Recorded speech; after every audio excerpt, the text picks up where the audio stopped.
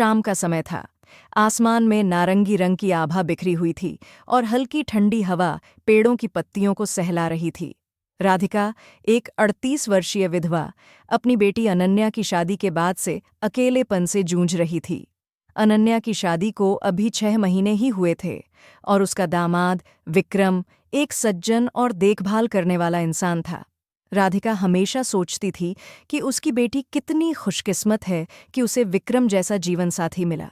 विक्रम और अनन्या शहर में रहते थे, लेकिन इस बार अनन्या को ऑफिस के काम से कुछ दिनों के लिए बाहर जाना पड़ा। विक्रम ने फैसला किया कि वह इन कुछ दिनों को अपनी सास राधिका के साथ उनके छोटे से गांव के घर में बिताएगा।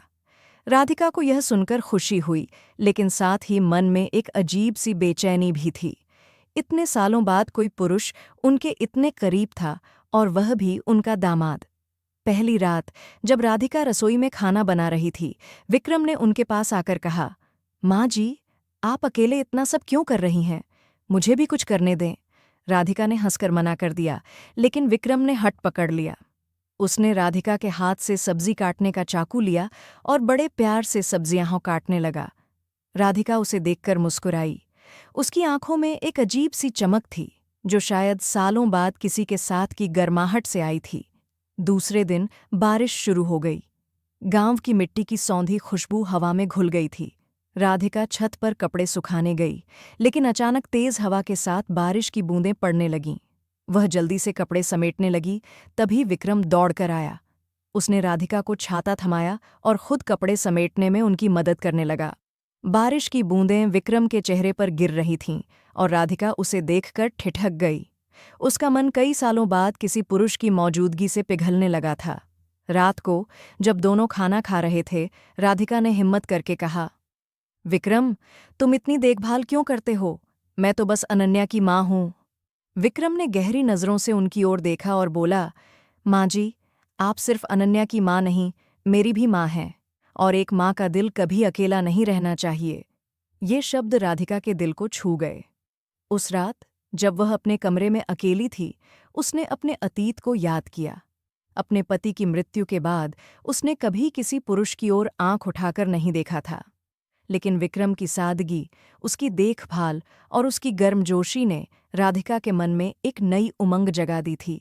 वह जानती थी कि यह गलत नहीं है, क्योंकि यह सिर्फ एक भावनात्मक बंधन था जो एक दामाद और सास के बीच पवित्र और स्नेहपूर्ण हो सकता है। अगले दिन विक्रम ने राधिका को गांव के पास एक छोटे से तालाब के किनारे ले जाकर सरप्राइज दिया। उसने वहां एक छोटा सा पिकनिक प्लान किया था। राधिका ने हंसते हुए कहा, विक्रम, तुम तो मुझे जवान कर दोगे। विक्रम ने जवाब दिया, माँ जी, जवानी उम्र में नहीं, दिल में होती है, और आपका दिल अभी भी बहुत जवान है। उस दिन राधिका ने महसूस किया कि उसकी आत्मा की प्यास, जो सालों से तड़प रही थी, विक्रम के स्नेह और साथ ने बुझा दी। यह प्यास न तो शारीरिक थी और न ही गलत, बल्कि यह एक ऐसी भावनात्मक चाहत थी जो हर इंसान के दिल में होती है, सच्चे प्यार और अपनापन की। जब अनन्या वापस आई, राधिका की आंखों में एक नई चमक थी। उसने अपनी बेटी को गले लगाया और विक्रम की ओर देखकर सिर्फ इतना कहा, तुम्हारा दामाद मेरे लिए बेटे से बढ़कर है। अनन्या के वापस आने के बाद घर में फिर से रौनक लौट आई थी। राधिका की आंखों में जो नई चमक थी, उसे अनन्या ने भी नोटिस किया। एक सुबह जब राधिका और अनन्या रसोई में चाय बना रही थीं, अनन्या ने हंसते हुए पूछा, मम्मी, तुम आजकल इतना मुस्कुरा क्यों रही हो? कुछ राज है क्या? राधिका ने हल्के से मुस्कुराकर बात टाल दी, बस बेटी, तुम्हारे और विक्रम के प्यार को देखकर दिल खुश हो जाता है। लेकिन राधिका के मन में कुछ और ही चल रहा था। विक्रम की देखभाल और उसके साथ बिताए पलों ने उनके दिल में एक ऐसी जगह बना ली थी जो न तो गलत थी और न ही पूरी तरह समझ में आ रही थी। वह जानती थी कि यह सिर्फ एक दामाद और सास का रिश्ता है, लेकिन उसकी आत्मा को जो सुकून मिला था, वह अनमोल था। एक दिन गांव में मेला लगने वाला था। अनन्या ने उत्साह से कहा, मम्मी, चलो ना, हम तीनों मेले में चलते हैं। विक्रम को भी गांव का मेला देखने में मजा आएगा। राधिका थोड़ा हिचकिचाई, लेकिन विक्रम ने तुरंत हामी भर दी। हाँ माँ जी, आप बिना बहाने चल रही हैं। मैंने सुना है गांव के मेले में खाने पीने से लेकर नाच गाने तक सब मजेदार होता है। मेले में रंग बिरंगी दुकानें, झूलों की चीख पुकार और मिट्टी के खिलौनों की महक थी। राधिका ने सालों बाद मेले में कदम रखा था और उसका मन बचपन की यादों में खो गया। विक्रम ने देखा कि राधिका एक मिट्टी के छोटे से दिए को प्यार से निहार रही थी। उसने तुरंत वह दिया खरीद लिया और राधिका को देते हुए कहा, माँ जी, ये आपके लिए। इसकी रोशनी आपके दिल की तरह चमकेगी। राधिका की आंखें भर आईं, लेकिन उसने मुस्कुराकर दिया थाम लिया। मेले में एक जगह पर गांव की औरतें लोक नृत्य कर रही थीं। अनन्या ने मजाक में राधिका को उकसाया, मम्मी, तुम तो पहले बहुत अच्छा नाचती थीं, चलो ना, इनके साथ शामिल हो जाओ। राधिका ने पहले मना किया, लेकिन विक्रम ने उसका हौसला बढ़ाया। माँ जी, एक बार नाच लीजिए, हम सब आपको देखना चाहते हैं। राधिका ने हंसते हुए साड़ी का पल्लू ठीक किया और नाचने वाली औरतों के बीच शामिल हो गई। जैसे ही राधिका ने थिरकना शुरू किया, पूरा मेला ठहर सा गया। उसकी साड़ी का किनारा हवा में लहरा रहा था और उसकी मुस्कान ने सबका दिल जीत लिया। विक्रम और अनन्या तालियां बजाते हुए उसे चीयर कर रहे थे। नाच खत्म होने के बाद एक बूढ़ी दादी ने राधिका के पास आकर कहा, बेटी, तुमने आज मेले की रौनक बढ़ा दी। राधिका ने शर्माते हुए धन्यवाद चुपके से विक्रम से कहा, बेटा, तुमने मुझे फिर से जीना सिखा दिया। मैंने सालों बाद इतना खुलकर हंसा है। विक्रम ने जवाब दिया, माँ जी, आपका हंसना ही हमारी खुशी है। और वैसे भी मेले में आपका नाच देखकर तो गांव वाले अभी तक तारीफ कर रहे हैं। उस रात राधिका ने अपने कमरे में बैठकर उस मिट्टी के दिए को जलाया। उसकी रोशनी में उसे अपने अतीत, वर्तमान और भविष्य की झलक दिखाई दी। वह जानती थी कि विक्रम और अनन्या के साथ उसका रिश्ता एक अनमोल तोहफा है। उसकी प्यास, जो सालों से अधूरी थी, अब स्नेह, सम्मान और परिवार के प्यार से पूरी हो चुकी थी। लेकिन कहानी यहीं खत्म नहीं होती। अगले दिन विक्रम ने राधिका को एक और सरप्राइज देने की ठानी। उसने गांव के पास एक छोटा सा बगीचा तैयार करने का प्लान बनाया, जहां राधिका अपने पसंदीदा गुलाब के फूल उगा सकती थी। जब उसने राधिका को यह बात बताई, तो राधिका की आंखों में खुशी के आंसू छलक आए। विक्रम, तुम मेरे लिए इतना क्यों करते हो? उसने पूछा।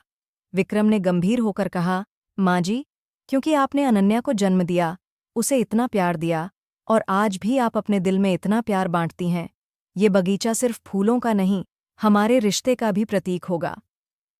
बगीचे का काम शुरू हो चुका था। राधिका और विक्रम ने मिलकर गांव के पास एक छोटी सी जमीन को चुना, जो नदी के किनारे थी। वहां की मिट्टी उपजाऊ थी और हवा में नमी की ठंडक थी। राधिका ने उत्साह से गुलाब, चमेली और कुछ मौसमी फूलों के बीज इकट्ठे किए। विक्रम हर सुबह और शाम को राधिका के साथ बगीचे में समय बिताता। वह मिट्टी खोदने, पौधे लगाने और पानी देने में उसकी मदद करता। अनन्या भी कभी कभी उनके साथ शामिल होती, लेकिन उसका ज्यादातर समय अपने ऑफिस के काम में बीतता था। एक शाम जब राधिका और विक्रम बगीचे में गुलाब का एक नन्हा पौधा रोप रहे थे, राधिका ने अचानक कहा, विक्रम, ये पौधा मेरे लिए बहुत खास है। मेरे पति को गुलाब बहुत पसंद थे। उनकी याद में मैं इसे यहाँ लगाना चाहती हूँ। विक्रम ने गहरी नज़रों से उनकी ओर देखा और बोला, माँ जी, ये गुलाब सिर्फ उनकी याद नहीं, बल्कि आपके प्यार और हौसले का प्रतीक होगा। उसी वक्त गांव का एक पुराना परिचित, श्यामलाल, वहां से गुजर रहा था। श्यामलाल गांव का एक सम्मानित व्यक्ति था, जो राधिका के पति का दोस्त हुआ करता था। उसने राधिका और विक्रम को बगीचे में काम करते देखा और रुक गया। राधिका बहन, ये क्या नया कारनामा शुरू किया है? उसने मजाक में पूछा। राधिका ने हंसकर जवाब दिया, श्यामलाल जी, ये मेरा दामाद है विक्रम। इसके बिना ये बगीचा सपना ही रहता। श्यामलाल ने विक्रम की तारीफ की और बोला, बेटा, तुमने राधिका के चेहरे पर फिर से मुस्कान ला दी। इसके पति के जाने के बाद ये इतना खुलकर कभी नहीं हंसी। विक्रम ने विनम्रता से सिर झुकाया, लेकिन राधिका का चेहरा शर्म से लाल हो गया। श्यामलाल के शब्दों ने उनके दिल में एक अजीब सी हलचल मचा दी। उस रात राधिका सो नहीं पाई। श्यामलाल की बातें उसके दिमाग में बार बार गूंज रही थीं। वह सोचने लगी कि क्या वाकई विक्रम की वजह से उसकी जिंदगी में इतना बदलाव आया है, और अगर हाँ, तो क्या ये भावनाएं सही हैं? वह जानती थी कि विक्रम उसका दामाद है और उनके बीच का रिश्ता सिर्फ स्नेह और सम्मान का है। फिर भी उसका दिल बार बार विक्रम की मुस्कान, उसकी बातों और उसकी देखभाल की ओर खींचा चला जाता था। अगले दिन बगीचे में एक नया मेहमान आया, काव्या। काव्या गांव की एक युवा लड़की थी जो फूलों की मालाएं बनाकर बेचती थी। वह बगीचे की खबर सुनकर राधिका से मिलने आई। काव्या ने उत्साह से कहा, राधिका आंटी, मैंने सुना है आप गुलाब उगा रही हैं। अगर आप चाहें तो मैं आपके फूलों की मालाएं बनाकर मंदिर में बेच सकती हूँ। राधिका को यह विचार पसंद आया। उसने काव्या को बगीचे में शामिल होने के लिए कहा। काव्या की मौजूदगी ने बगीचे को और जीवंत कर दिया। वह गीत गुनगुनाती, मजाक करती और विक्रम के साथ हंसी मजाक में फूलों की देखभाल करती। राधिका ने देखा कि काव्या और विक्रम के बीच एक सहज दोस्ती बन रही थी। काव्या की मासूमियत और विक्रम की सज्जनता को देखकर राधिका का दिल खुश हुआ, लेकिन कहीं न कहीं एक छोटी सी चुभन भी महसूस हुई। वह खुद को समझाने लगी कि यह सिर्फ उसकी ममता है, जो विक्रम को अपनी बेटी के लिए परफेक्ट देखना चाहती है। लेकिन सच तो यह था कि विक्रम की हर मुस्कान अब राधिका के दिल को थोड़ा और छू रही थी। एक दिन बारिश ने फिर से गांव को भिगो दिया। राधिका, विक्रम और काव्या बगीचे में पौधों को ढकने की कोशिश कर रहे थे। बारिश इतनी तेज थी कि तीनों भीग गए। विक्रम ने जल्दी से एक पेड़ के नीचे आश्रय लिया और राधिका को अपने पास बुलाया। काव्या हंसते हुए बारिश में नाचने लगी। राधिका ने विक्रम की ओर देखा, जिसके चेहरे पर बारिश की बूंदें मोतियों की तरह चमक रही थीं। उस पल में राधिका का दिल धड़क उठा। उसने नजरें फेर लीं, लेकिन विक्रम ने उसकी हिचकिचाहट को भांप लिया। माँ जी, आप ठीक हैं? विक्रम ने चिंता से पूछा। राधिका ने जल्दी से हाँ में सिर हिलाया और बोली, बस थोड़ा ठंड लग रही है। लेकिन विक्रम ने अपनी जैकेट उतारी और राधिका के कंधों पर डाल दी। आपको ठंड नहीं लगनी चाहिए, उसने मुस्कुराते हुए कहा। उसकी इस छोटी सी हरकत ने राधिका के दिल को और गर्म कर दिया। उसी रात काव्या ने राधिका से अकेले में बात की। आंटी, विक्रम जी बहुत अच्छे हैं। अनन्या दीदी बहुत लकी हैं। राधिका ने मुस्कुराकर जवाब दिया, हाँ, वो मेरी बेटी का खजाना है। लेकिन काव्या ने हंसते हुए कहा, आंटी, सिर्फ दीदी का ही नहीं, आपका भी तो खजाना है। मैंने देखा है वो आपके लिए कितना ख्याल रखते हैं। काव्या के शब्दों ने राधिका को सोच में डाल दिया।